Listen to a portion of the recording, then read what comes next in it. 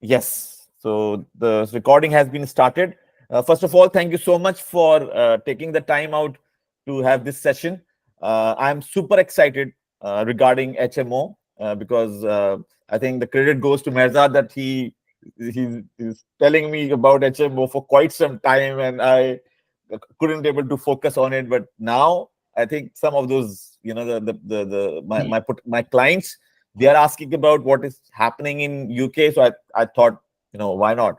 And then Mazad offered this thing that let's have the experts, the people who are into HMO big time. Let's have a session with those people.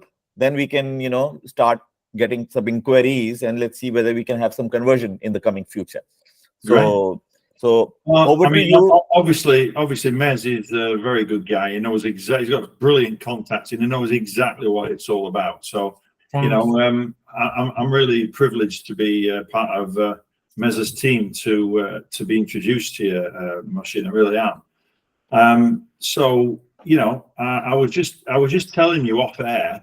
Yeah. That we've been doing property now for 30 years. We've been doing it a long time now. But exclusively 21 of those years has been spent just doing HMO, nothing else, just laser targeting and focusing down on just doing HMOs. And your investors who you're talking to must wonder what HMOs are, some of them, and not properly understand them. Yeah. And basically, if they're understanding the situation of buying a house, putting cash into it, and then renting it out to somebody, that is the first stage of HMO, but with one family. Yeah. And all it is when you've got HMO is splitting that house up into individual lots to rent it out to individual people, not one family. So it's not one family who rents it. It's 5 or 6 individuals who all have their own bathroom, all have their own bedroom. Yeah, there's a lock on their door. They use it like any hotel you've seen in an airport. Right. There's a large bedroom with a big double bed in it, a big TV. Yeah. Wardrobes, sets of drawers, everything you've got there, and then in the other door there is a little ensuite bathroom. Now that's exactly the model that we operate. It's like a small hotel with 5 of those hotel bedrooms with bathrooms. That's how our properties look. And then outside that, there is the large living room and a fully equipped kitchen that they can use for making the meals and for sitting and eating and having the meals. Right. That's what these houses consist of. But also on top of that, there is very good parking at all our houses. So we develop them with parking space. That's very, very important. Yeah. Because you don't want to turn the neighbours off and have them start complaining when a road gets full of cars. It's important to engineer it so it has parking spaces so that all those cars can get off the street. Also to have a nice big background. Because I think your people all around the world that you deal with, Machine, they will have been hit by COVID, where we're all kind of confined to flats and houses, and we were told to stay in for months on end. Anybody without a garden of their own would have been in a very bad place. And we engineered this obviously before we even knew about COVID. Back in 2002 or 3 or whatever, we were buying houses with nice big back gardens, so people could get the shoes off and get out on the grass at the back, get the sun lounger out if they want to, and relax and enjoy the house. So it's about having plenty of amenity at these houses, so that people really want to rent them. And really, when you look at the cost in Britain. And I mean, it differs up and down the country. Okay, London is very much more expensive, extremely much more expensive than it is up here in the north of England. But as Mez will tell you, London is very stagnant at the moment. It's not going up in value hardly at all. It's really stagnant, and it has been for about 5 years now. 5 years? Yes. And yes, absolutely. and it will be for another 5 years. They reckon it's going to be stagnant for another 5 years. And I have no doubt, actually, this is not my territory, but I have no doubt that London will take off again in about 5 years' time when things smooth down a little bit. Right. And why do you think this is happening? Well, London has gone up and up and up and up and up for 20, 30 years. Yeah. It had to stop and take a rest sometime. It's got overly priced and overly exaggerated the rent, and So people don't like correction happening, and they're voting with their feet with lower rent. So it's really stagnating down in the south of the country, especially around London and the home counties, where all the big population is in Britain. Whereas in the north, there's very, very good job growth, extremely good job growth, and you'll find that the capital appreciation in the north of England is going up and up and up and up, a little bit like London did 20 years ago, 30 years ago. Right. So we're seeing 7 or 8% in our region where we are. We're seeing 7 or 8% per year capital appreciation, and that is pretty amazing. It's so this very is good. The similar trend happening in the GCC. Yeah, 9%, 8.7%. But that is average. We have areas, we have little pockets of areas which we invest into that are up to about, well, it's about 11.5%. Some of these. Areas. So it can be very lucrative up here in the north of England, very lucrative, and that's without even without the yield that you get. Yield being the kind of rent that comes in. Rental. And the yield is kind of the difference in what you pay for the property versus what rent you get in. And in London, again, you're probably talking for HMOs, which we are, just comparing apples with apples, to be fair to them. They're probably getting 2.5% down in London. Yeah, it's not very good. It's not very good, not for an investor anyway. And we're getting about 9.5% up here. Wow. So 2.5%, and then the taxes over the top, because you have to pay the taxes as well if you're earning a good amount of rent. Well, no, forget that for a minute, because you've got to look at return on investment. Any investor that you're talking to will want to know about the return on investment. Yeah. So if he's going to put set amount of money in, he's going to get a certain amount of money out. Yes. So the way to calculate the return on investment is to look at the yield and the capital appreciation together. That is the return on investment. So, literally, if you put your 9.5% to your, say, 8% that you're earning, then altogether, that is 17.5% return on capital. That is very, very good. You don't get that in many places in the world, never mind Britain.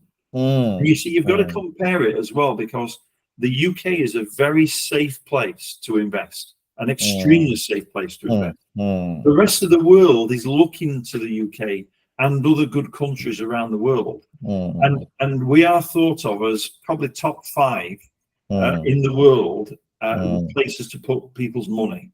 If you want to put your money somewhere safe, England and particularly the UK are very good bets. But remember that there are places in the world at the moment, and I'm going to just name them off very quickly, and it's not all of them, but you've got Argentina, Brazil, Yemen. Yemen. You've got some places in the Middle East that aren't doing so well. And you've also got plenty of African countries that are not doing very well. Jordan being one of them. All these are under hyperinflation there, which means that their money is effectively devaluing while it's there. Tell me. That's the problem. People don't see that. Inflation is a massive. Investors should be very mindful of inflation.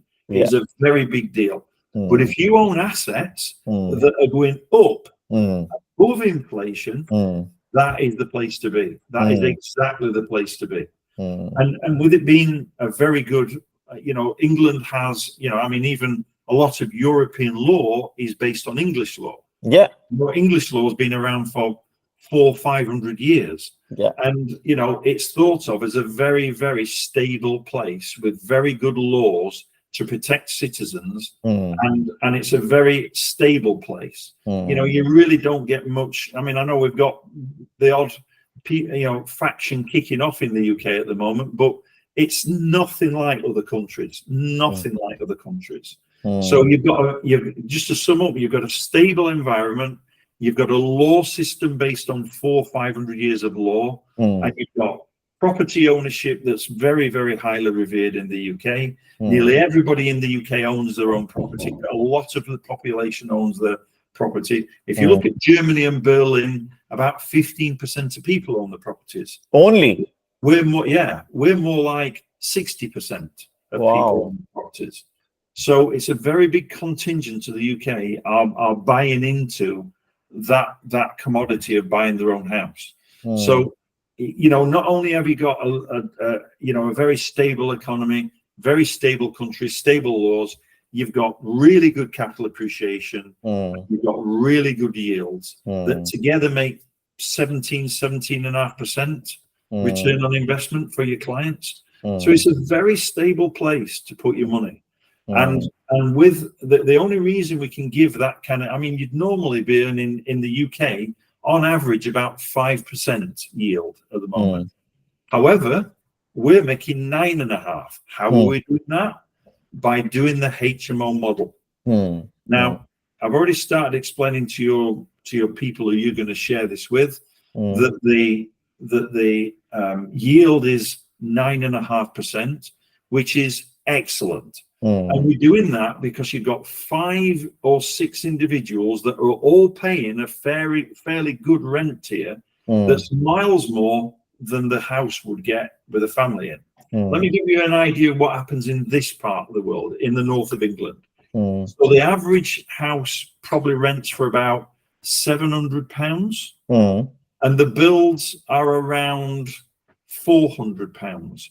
Now that's with council tax and all the broadband, all your water rates, your gas, your electric, everything in one.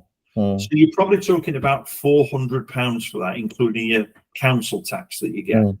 So everybody has to pay that. Every single household has to pay that. So what we do, you've got a typical person up in this part of the world that if you do the maths together, that £700 to rent the house and the £400 for the bill is about £1,100. Our tenants come into our houses. They have exactly the same numbers of bedrooms, because when you think about a person that has their own house, they sleep in one bedroom, just one. So do our tenants. They have one kitchen to cook in. So do our tenants. They have one living room to live in and watch the TV and whatnot. So do our tenants. They have a garden to sit in. So do our tenants. They have a driveway to put the car in. So do our tenants. Our tenants pay half the money that a normal house is. So that's very lucrative for lots and lots of people. Like thousands upon thousands, tens of thousands of people live this way, where they would rather have their own bedroom, their own bathroom, and share the kitchen and share the lounge with 5 other people just like them. A bit like the American sitcom Friends. Have you seen that? Yeah. That's exactly the same. They all kind of live together. That's what this is. It's a group of friends who live together. And that's what we have. And it makes it much more lucrative for the people who are the renters, but it's also very lucrative for the people who own the property and who manage the property. Now, luckily for your investors who all live abroad, I'm surmising they all live outside the UK. We have an agency which we developed many years ago, just to manage and look after their properties. So typically we manage all the bills for the tenant, for the landlord. We manage all the property maintenance, all the grass cutting, all the hedge trimming, all the washing of the windows, everything we do. Okay. and we look after the tenants, and we bring their income in. And if somebody's late paying, we go out to them and talk to them and get the money off them. We collect it for the investor. We pay all the bills out for the investor, and then the surplus goes straight into the investor's bank account. And it doesn't matter whether it's abroad or in the UK. We can put it in any bank account. That's not an issue. So we work on behalf of many, kind of British investors, but we also manage a lot of exterior to the UK investors. We manage their portfolios in the UK. We have about 650 rooms under management. So that's 650 people that we look after as far as tenants are concerned. And we've probably got about 60 maybe investors that come to us and keep buying. We're always expanding our clients' purchases. So what we do is we find houses that are the right kind of houses, because you can buy plenty of houses that are the wrong kind of houses. So we buy the right kind of houses, because obviously we've done this for 21 years. We buy the right houses for our investors. We renovate them to a very high degree. We take all the plaster off the walls, all the pipes out, all the cables out, all the windows out, and we start again. So we start with a shell, and I should point out, it's a very, very important point in the UK. The shells in the UK, especially older shells, not necessarily ones in the last 20 years, but older shells are very, very good. They're absolutely bomb-proof. They're very, very well built. So we take those shells and we put new infrastructure in them so that they will last 30, 40 years without any electrical shorting, without any pipes going bust and leaving water all over the place. We put brand new stuff in to make it almost a brand new house. That's what we do for our clients, and we do the same for every single one. And it makes sense, because in the early years, Shane, I dealt with buy-to-lets in the first few years of my property investing, and I was of the naive opinion 30 years ago that I would just change the sticky carpets, put a bit of paint around, change the curtains, and move the tenants in. Great idea. Right until the pipes in the wall started to burst and things, because these pipes were 70, 80 years old. So they were busting in the walls. There were water gushing out the walls. I had to move all those tenants out into a hotel, all 5 of them, while all that work was done.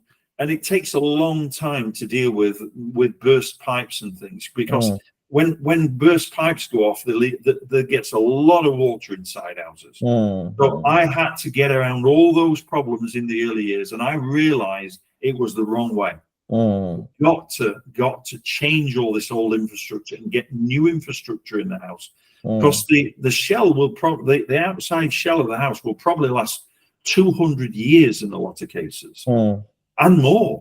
So the internals, that'll only last 40, 50 years before it'll start giving problems. So we change it all.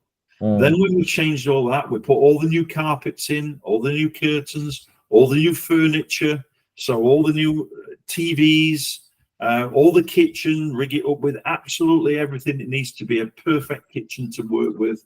So we do all of that for the client, and then at the end of that, we get paid.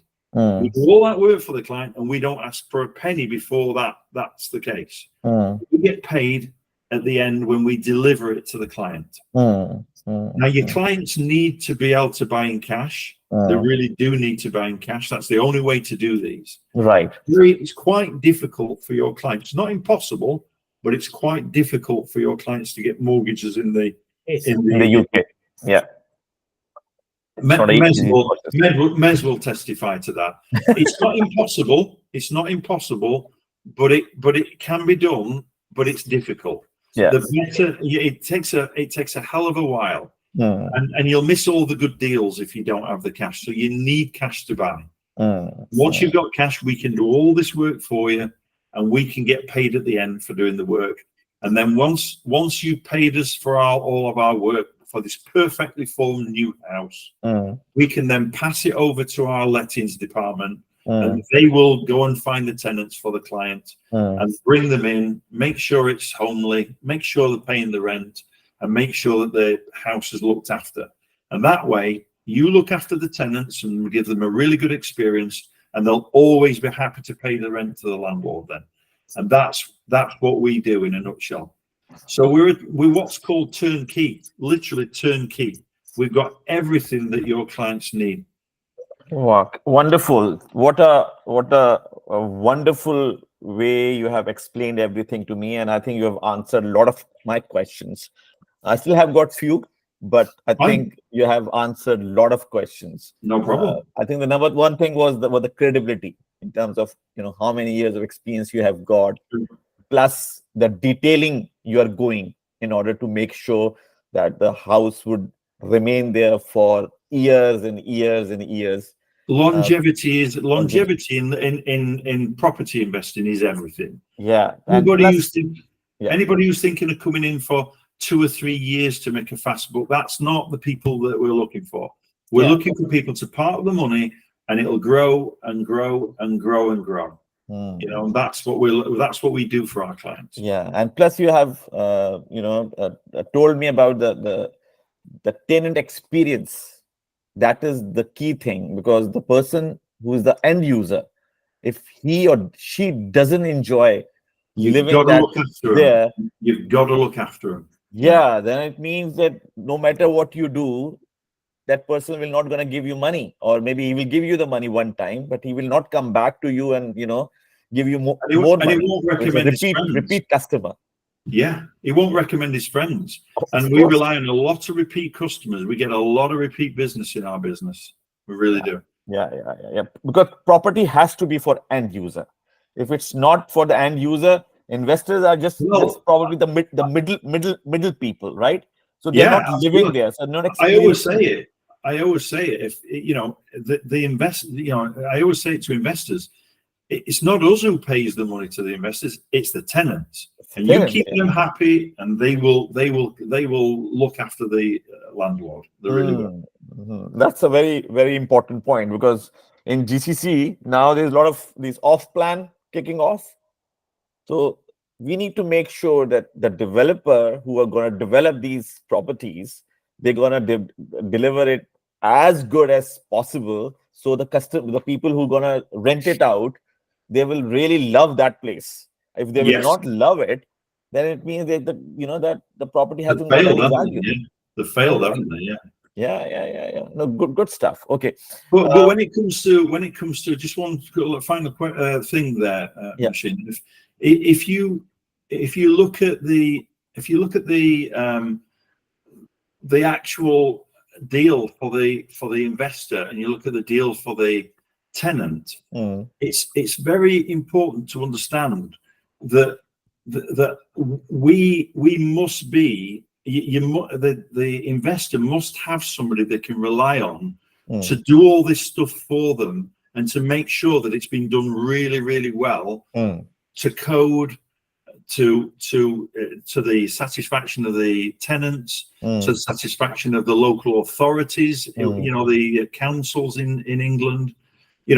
It's very, very important you get behind all of those things and make sure they're very, very well done. And we've had, again, 21 years of dealing with this and making sure that it's right. So we know exactly what to do.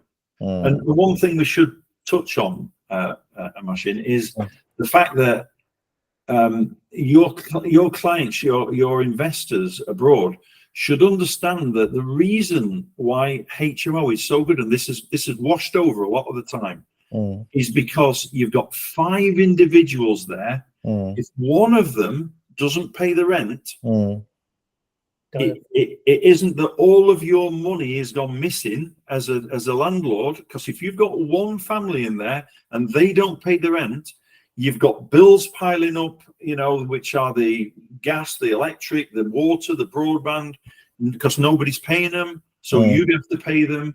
And likewise, the rent itself, none of it is coming in if somebody doesn't pay. Whereas if you've got 5 individuals and just one of them doesn't pay, you've only lost 1/5 or 20% of your money you're going to get. Good point. The rest is going to carry on coming in. Yeah. So it's people sometimes see HMO as a not as good as a normal house, but in actual fact, it's the opposite. You've got far more financial security with HMOs than you have with single family lets. That's without a doubt. Yeah, and I would add one more thing. I think the COVID has realized people that, living together, it's still a better option as compared to living in a house alone. So once, and they will start having these relationships, as you mentioned, the Friends sitcom, those relationships become so valuable. True. That's very true. Tom just said something. Come in with that and say that, Tom. Well, what we do is we build communities with these HMOs. Yeah. And everyone I've visited, and they all know each other very well. If anything, they're probably gaining from it something that friendship. Friendship. Friendship. Yeah. It's a lot of people who are in a single person, a single house. They're probably gonna feel from cabin fever. They're just on their own, knocking around, just talking to the wall. Yes, you're absolutely. It works quite well, because even then, for example, if one tenant's to leave, people are always willing to join a new community, aren't they? That's how we see it. And we've been around to these properties, and they all get along like house on fire. They do. They really do get along very well. It keeps them there for a longer time, because the amount of people who might go to a single buy-to-let don't meet any friends in the area, then they end up looking for somewhere else to move, don't they? Yeah. So, whereas if you move to somewhere and you've got 4 new friends who are very happy to see you every day when you come home for work, you're going to stay longer, and that's what we're trying to promote and trying to create. Yeah, and you're going to live longer as well, right? That's a byproduct. Yeah. Because the more fun you have got, the more connections you have got, you have got much more extended life.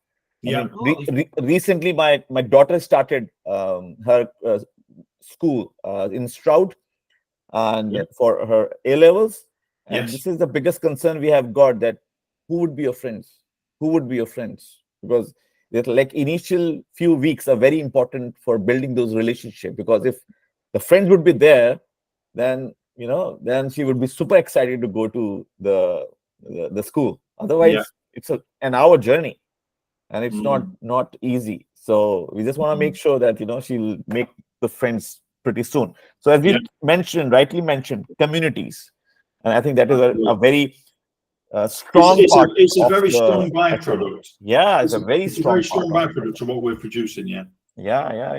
That's amazing. Okay, so so for international investors, it will be like a hand-off investment, right? Yes. They don't need to do anything. We've got all the lawyers, we've got all the insurance companies, we've got all the builders, we've got contacts in the council for all the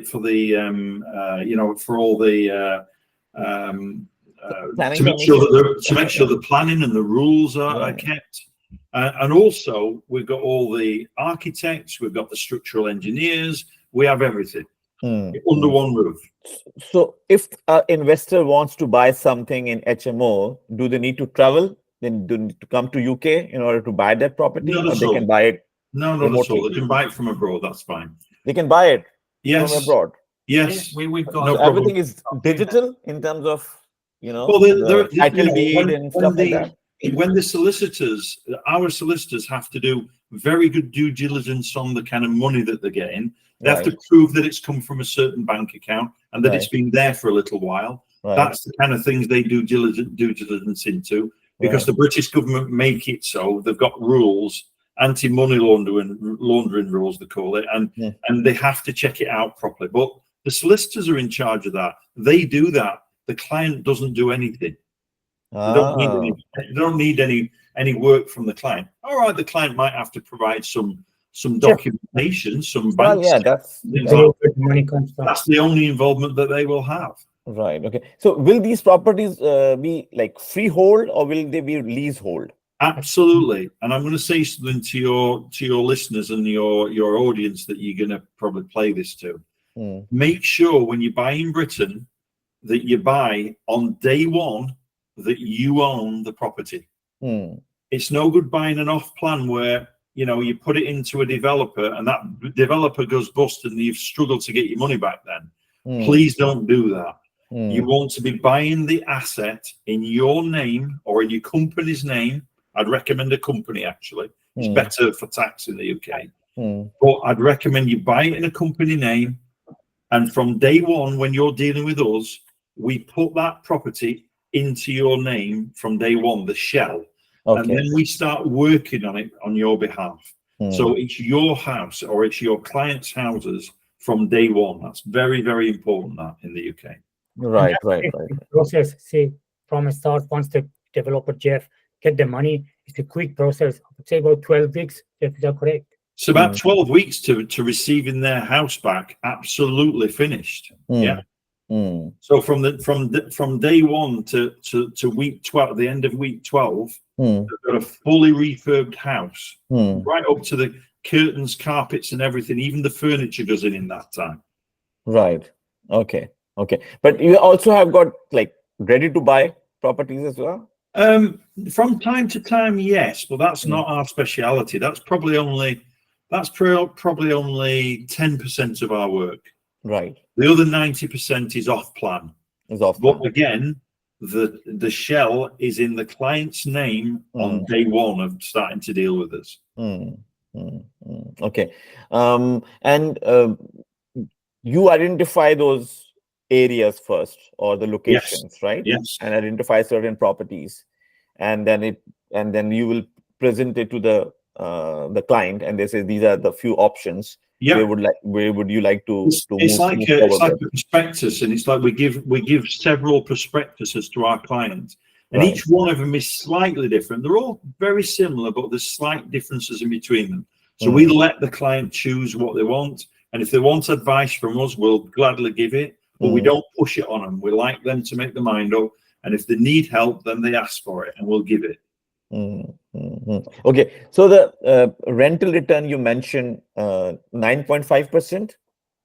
About 9.5 is reasonable. Yes, It's reasonable, and we're talking about net 9.5. Again, very important. A lot of the UK property market is kind of not very, shall we say, it's not very honest in terms of how it portrays itself.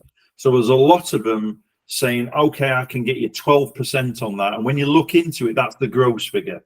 So that's before you paid all your bills out, and you're never going to see that in your pocket. So important we talk net figures. We've always talked net figures. And you will see gross figures on our prospectuses because we've got to go against all the opposition that are putting silly numbers out. So if you look at the gross on some of our stuff, it's more like 13%.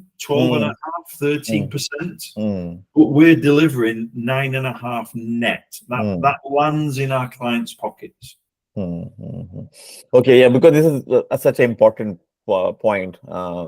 This gross and net is always absolutely in the air, and there's a confusion happening, and well, your clients have really got to only listen to the net figures. That's what's going to land in the pocket, and that's what they should be taking account of. Right. Okay. So you mentioned the north of England, right?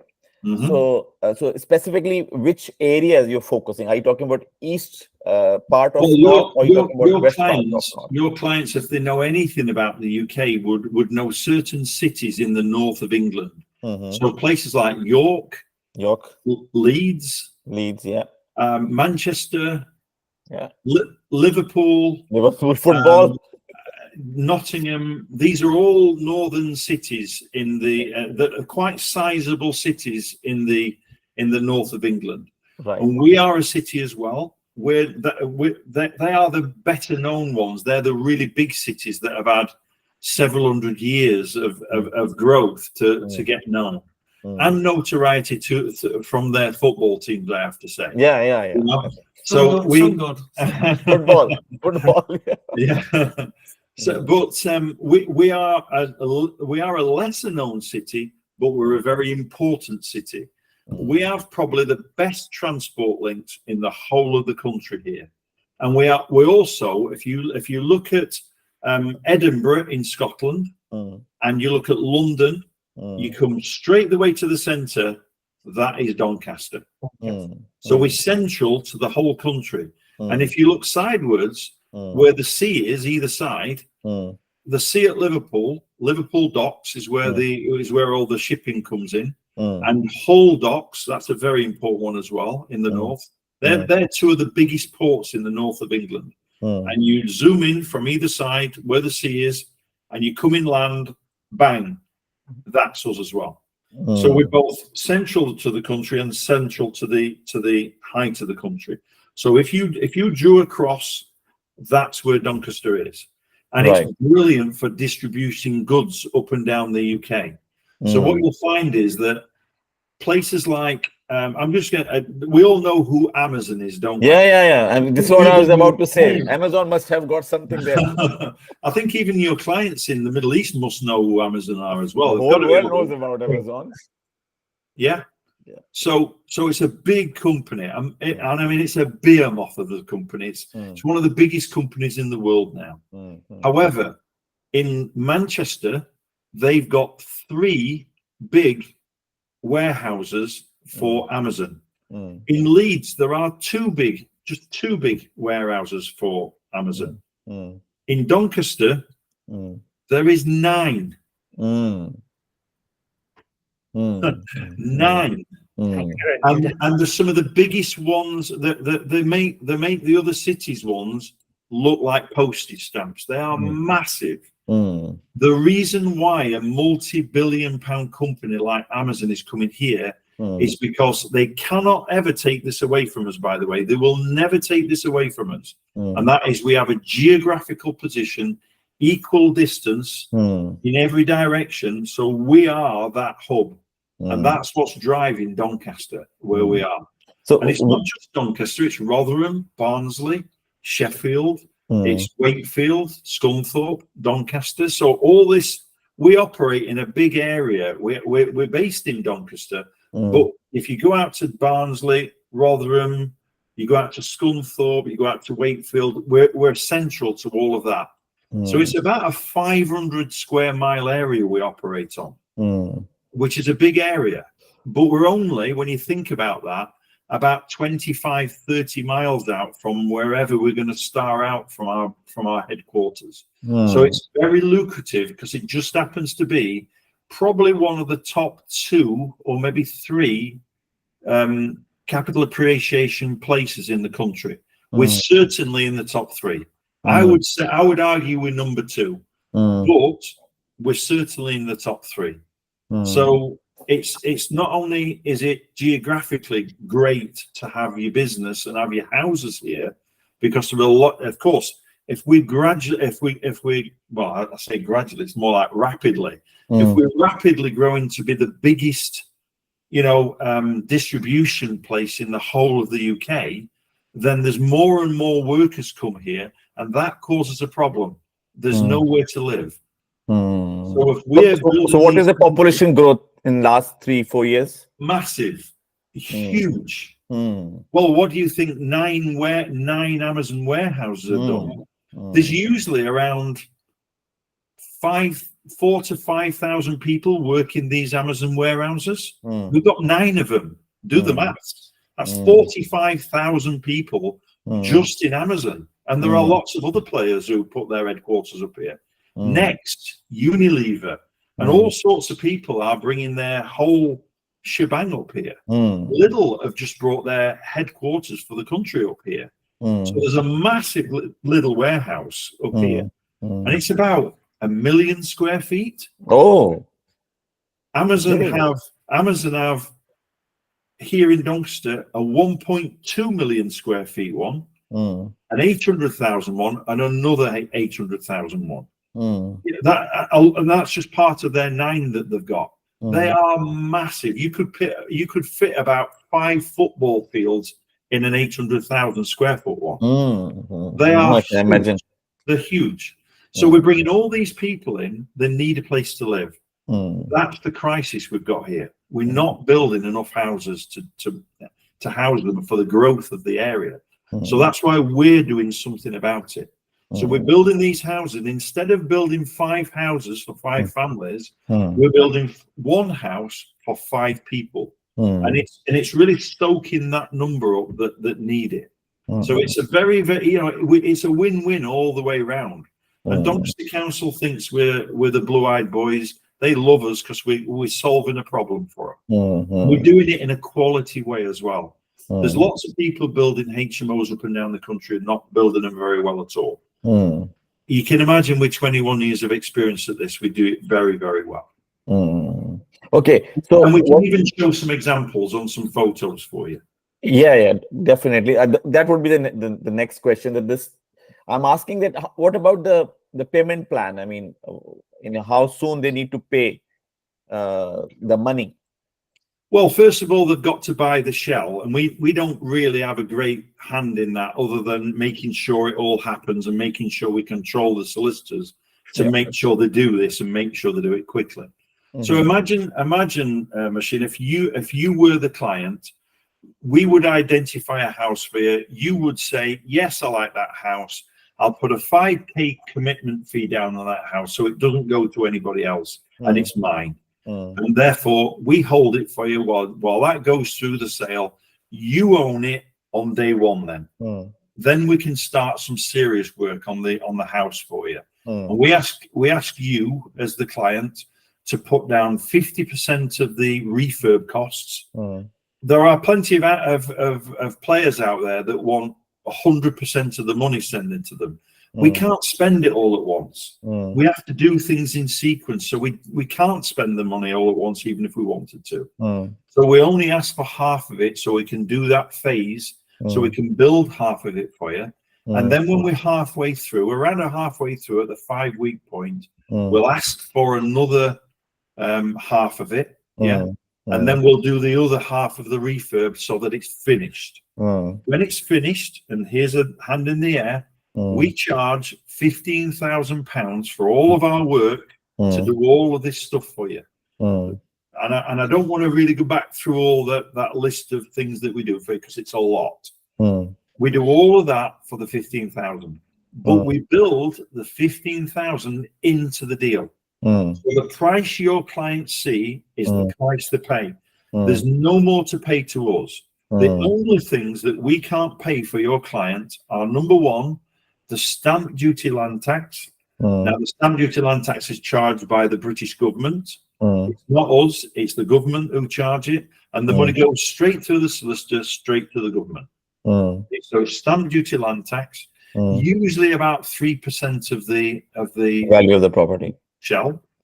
And then there's the solicitor's fees that, again, we cannot by law pay your client's solicitor's fees, and we cannot pay the bricks and mortar insurance for the property. We can't do that either. They're the only 3 things that sit outside our deals, and when you get a deal, everything is built into that, barring those 3 things I've just said. So everything. And you could chuck a list at me as long as you want, and it will all be in there. We pride ourselves that everything is in there. There's nothing sits outside it. So when we say typically, let's say typically 275,000 for a 5-bedroom house. Now, Mez will tell you this. He knows the score. Down in London, 275 won't even buy you a flat. Won't even buy you a 1-bedroom flat in certain parts of London. Buy your bedroom. It might buy you a garage or something like that. But we get very good value because you get the whole of the property, you get all the refurb, you get all our expertise, you get us building the house, you get all the documentation, you get all the code stuff done with the council. We do everything, and we provide a dossier in the end, which is yours. We keep it on a shelf in our office, but your clients can see and have anything they want from that dossier. And it's a dossier that if ever the council asks us questions, we've got a file for your clients with everything in it.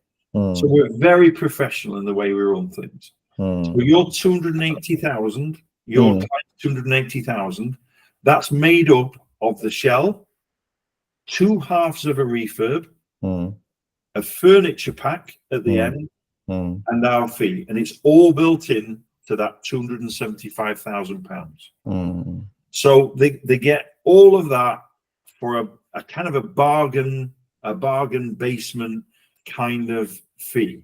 Okay. So it will be like 3 months where they need to pay everything. Yes. See, for Yeah. That's right. for 275,000 property, how much that would be a rent? About 26,000, isn't it? Yeah, about 26,000 or just Net. over 26,000 net. Yeah.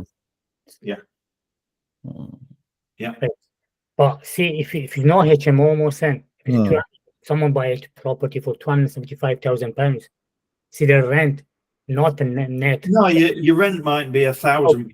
Your rent might be £1,000 a month. So that's 12,000. If you're lucky, you can rent it out for £1,000. Yeah, you know, the difference in doing a normal house is 12,000 and ours is 26,000. Sorry? Okay. There's somebody else? Okay. Right, okay. So you have got some pictures to show?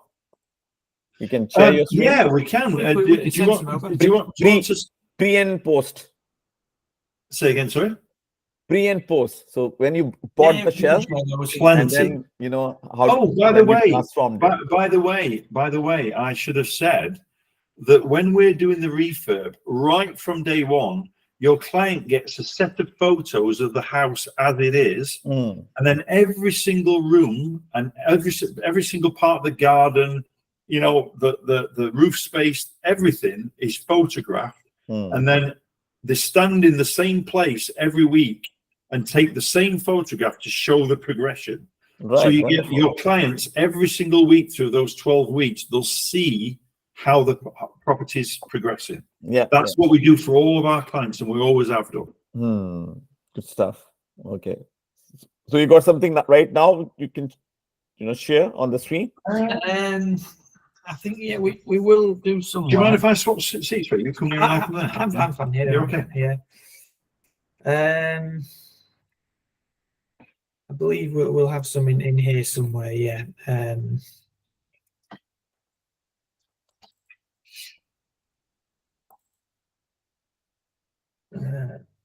So I assume these are big houses because you're talking about at least 5 people who are gonna live there. They're usually, Machine, about 1,000 square feet, or should I say 100 square meters. 100 square meter. Just do that one. And you're talking about like 3 floors or ground plus 1?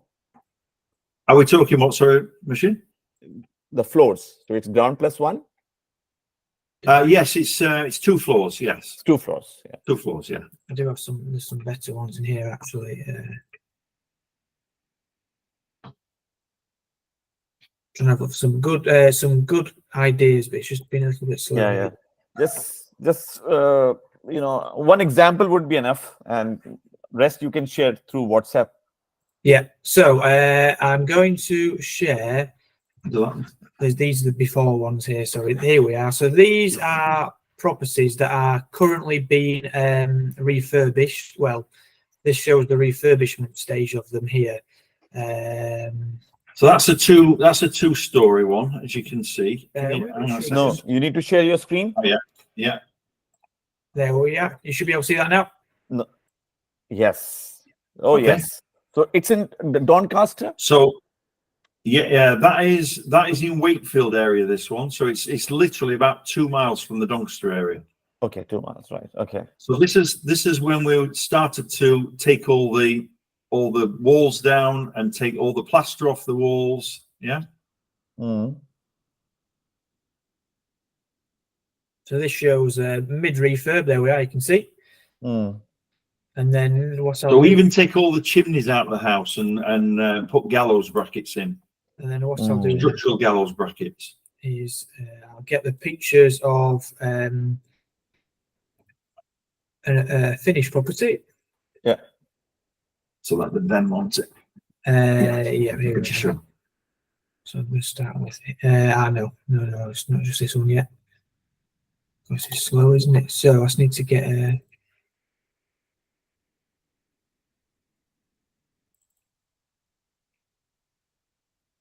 Here we are. So this is the same property. It's just going to share now with you.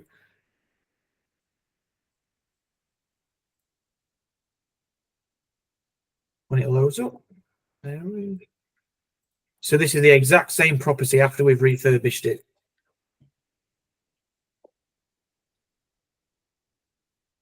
Yeah. Hmm. You can see whole new carpets, furniture. And what was the age of the property when you bought it? It was about 70 years old, that one. 70 years, so Yeah. 1940s, Yes. 40s or 50s. Yeah. Okay. Yeah. I'm just going to go through to the kitchen picture for you as well, Billy. Hmm. Should have some kitchen pictures. They're in a different folder. Those. So 10 seconds. So you do something exterior as well in terms of little. Oh, yes. Yeah, yeah. Absolutely. Yeah. these are here, bear with.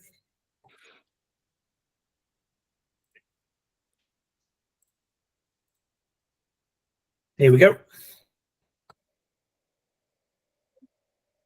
Wow.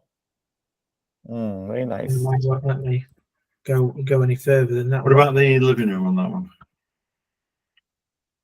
No, why it won't let me go any Just further? go all the way through. It won't let me scroll any further. I'm going to have to open it up like this. Okay. No, I think we are okay. I've got another meeting in 6 minutes. So thank you so much for the time and explanation. And I learned a lot. And I'll definitely come back to you for the queries. But I think it was a very valuable session, and I could Awesome. feel the amount of time you have spent in doing HMO, because the depth of the conversation and the depth of the things were just reflecting it. When you were telling me about it. So, Yeah, we know our stuff. We're confident of that. No, Yeah. that's great. So please send some brochures or options and the way you're marketing it. I just would We will. like to. Yeah, we will. I will send it over. Yeah, you send it over to me, and then let's see how we can work together, and I can generate some inquiries especially overseas inquiries, and we'll Super. and Mez set up will some. send you. Mez will send you everything we've got in a moment or two, mate. Wonderful. Thank you so much for the time again, and I look You're forward very welcome. to see you very soon. Thank you, Machine. Thanks very much. Nice to meet you. Thanks, Mez. Pleasure. Okay. Okay, bye. See you, Goodbye. Mez. Take care. Bye bye.